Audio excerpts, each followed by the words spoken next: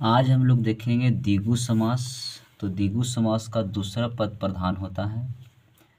द्विगु का मतलब है दो गायों का समूह। कभी कभी पूछ लेता है कि द्विगु द्विगु कौन समास है। द्विगु जो है द्विगु समास है। दो गायों का समूह को द्विगु बोलते हैं। दो का मतलब ये संख्या है और गायों का समूह ये समूह है।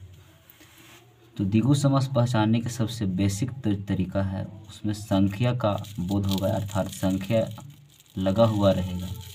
जैसे एकांकी, तो एक यहाँ पे संख्या है तो ये द्विगु समास है। जिसमें भी संख्या लग जाएगा तो वो द्विगु समास होगा।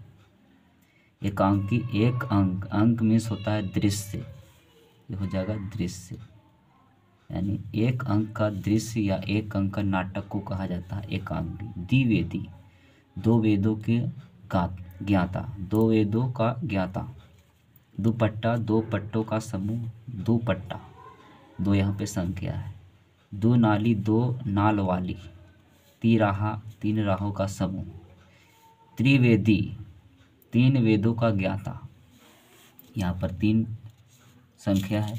तिरंगा, तीन रंगों का समूह। त्रिफला, तीन फलों का मिश्रण है, त्रिफला कहते हैं। तीन फलों का मिश्रण को त्रिफला, यानी यहाँ भी तीन संख्या है।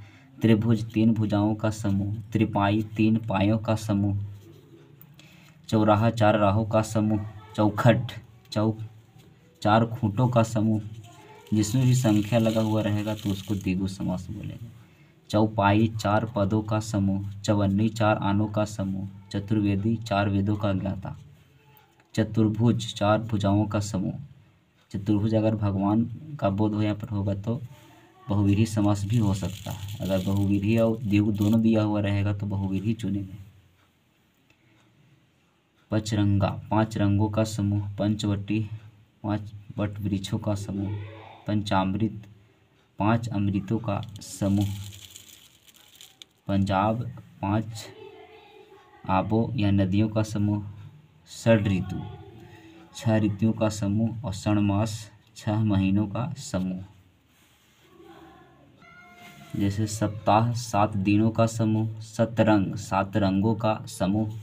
सप्तर्षि, सात ऋषियों का समूह। अठन्नी, आठ आनों का समूह। ये सब संख्या है। नवरात्र, नवरात्रियों का समूह। नवरत्न, नवरत्नों का समूह। नवरस, नवरसों का समूह। नवग्रह, नवग्रहों का समूह। शताब्दी,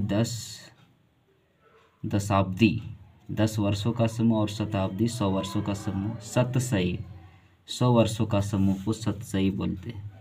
700 दोहों की रचनाएं हैं जो, अगर इसका इस तरह से हम लोग बनाएंगे तो बहुव्रीहि में होता है।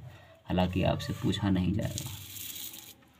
विशेष 1 से लेकर 10 तक और 10 से भाज्य संख्याओं में द्विगु समास होता है। इतना डीपली आपको पढ़ने की ज़रूरत भी नहीं है।